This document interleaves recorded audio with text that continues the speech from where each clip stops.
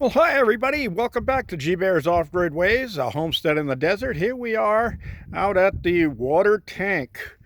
And yeah, I've been getting things winterized, getting things ready for the winter. And I did come back here and check on my water supply to see where I'm at. And believe it or not, I'm still right at the seam where the dome starts. I still have that much water in my water tank.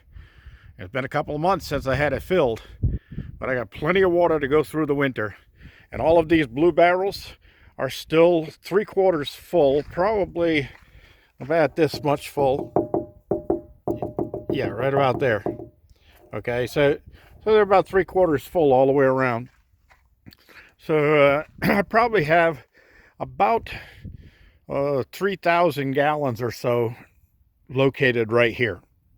And as you can see, once before I wrapped all of the pipe, the exposed manifold, plastic manifold.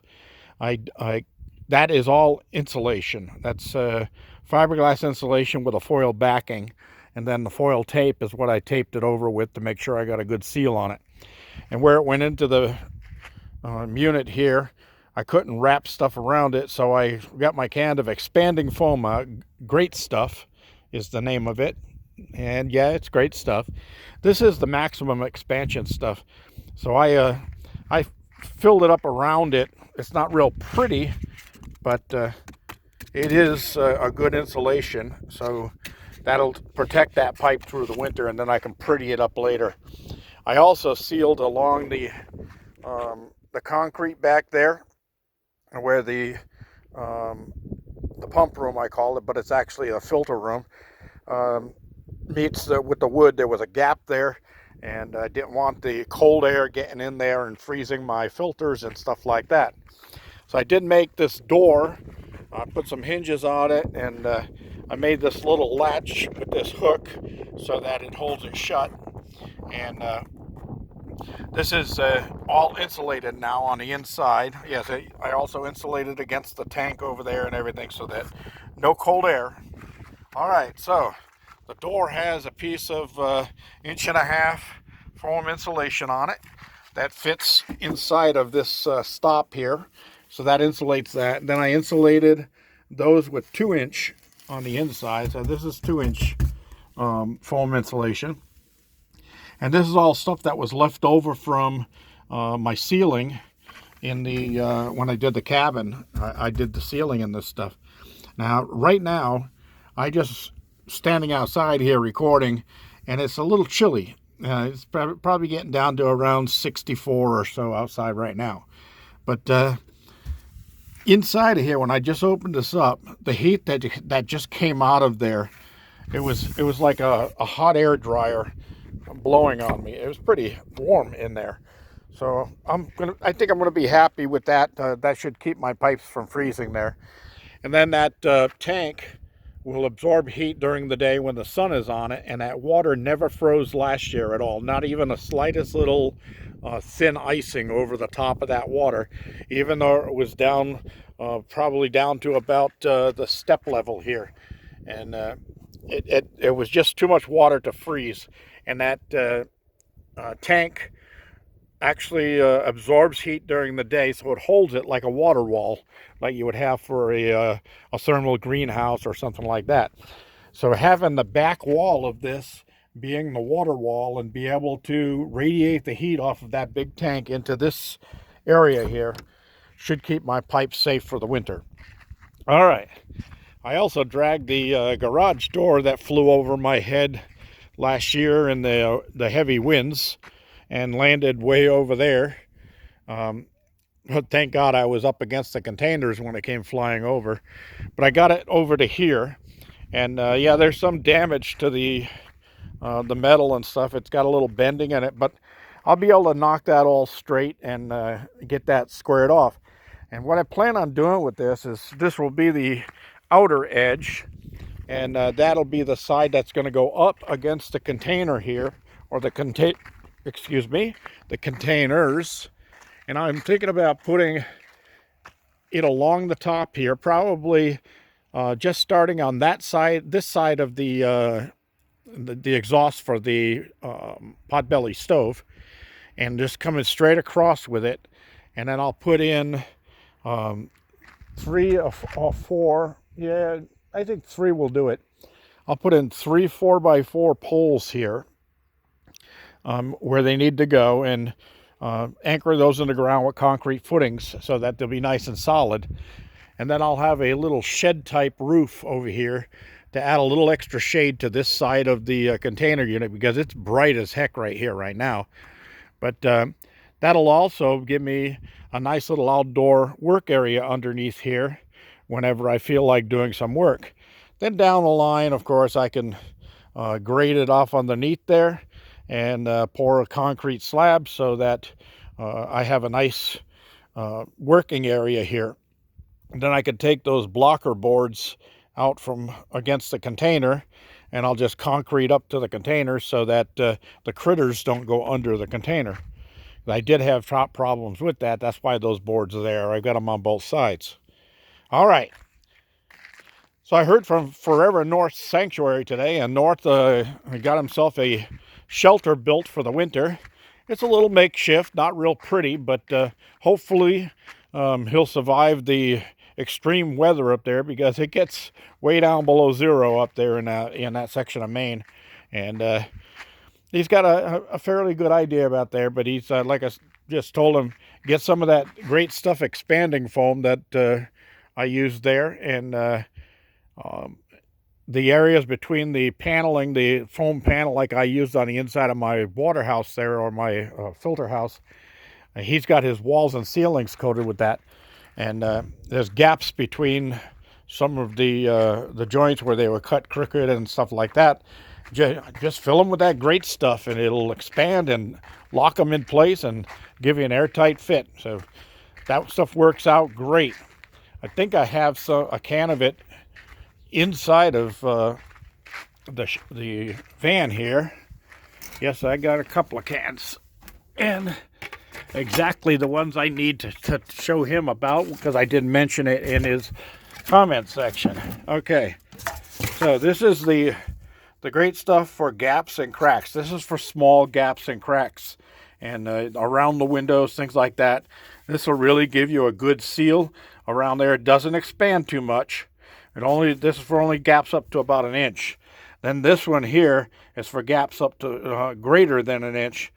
And this will help reduce drafts. And this is an insulating foam sealant. Great stuff. And it's not expensive. A couple of cans of that, and you can fill in a lot of gaps in there and hold a lot more heat inside that cabin, and also give you some more rigidity to your walls and ceiling. This is the 2-inch foam that I insulated the inside of that little pump house, and got that squared away. All right, so we covered the water tank, and as you can see, everything is all raked up here beautifully. And then I ran the van over the roads to compress the dirt back down again, so I didn't have a bunch of loose dirt sitting on the top. And then when the rains come, it'll help compact it some more. All right, the next thing I did was I came over here by the guest parking area, and where Andy usually parks. I don't know if Pierre in his schoolie bus conversion will fit in this unit, but if not, he can park right there by the greenhouse. There's plenty of room there. And I cut a couple extra new roads in here so that it makes it easy to maneuver around. But there used to be an old bush right here, actually 2 bushes close together, and it was always just in the way for everything. And I got tired of scraping my legs on it every time I walked past it, especially if there's something parked here. You go in between the bush and that. And then it was just a house for tunneling. Little critters were tunneling underneath it. Had a bunch of holes underneath it. So I wrapped the strap around it, yanked those all out of there, put them in the firewood pile, because Pierre's heat seeker bus is he's got a wood burning stove inside that thing, and he'll need to keep himself warm in there. So Got plenty of firewood for them. Those greasewood bushes, when they're dried and stuff, especially the big hunking pieces that come off of the base of those, the big trunks of them, when they're dried out, those things burn hotter than oak. I mean, they really put off some heat. So he'll have plenty of that to keep warm with. And I have plenty of other little scraps of wood laying around that he can also burn. I don't know how long he's going to stay, but I'm sure that for the few nights that he is, when it gets down into the 30s, and he'll be nice and warm inside there. And there's a TV hookup right here that he can use, so that would be a good place for him to hook up, so he can get some of the local channels. And I cleaned up everything all the way along here and got it all put together nicely.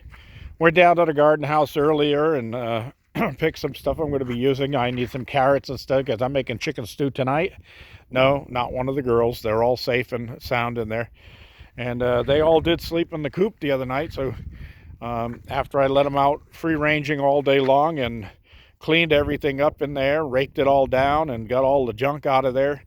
And I think they're feeling a little safer because they did go up into the coop and spend the night in the coop. So hopefully I got the problem taken care of. And everybody was guessing about the different things that could have gotten in there and bobcats and things like that.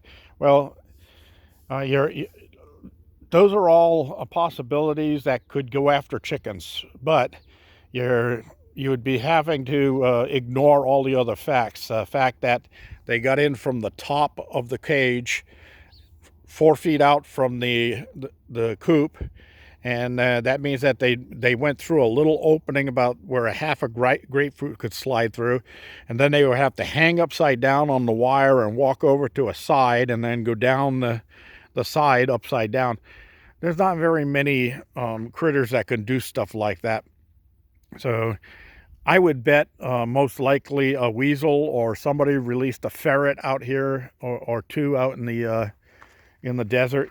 And some of the tunnels that I've seen around here are larger than the ones that the ground squirrels make. So I'm betting it's probably something like that, either a weasel or a ferret. Now, I've never seen weasels out here, but that doesn't mean they don't exist. People release their pets out in the wild all the time, and those are the people that ought to be released in the wild without anything to eat or keep them warm.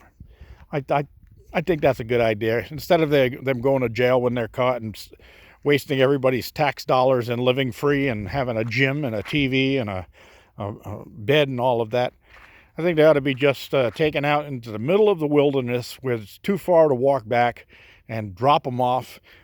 Yeah, maybe give them a tank top and a t-shirt and a pair of shorts and say, okay, this is what you did to your animals, so this is what you get. An eye for an eye. How's that sound? I'd like it. All right, everybody. That's about all for today. I've got more electricity that I can use. I've been running things all day long to try to use it up, but I'm still up in the high 13s, low 14s all day long. And most of the excess is just going to dump load.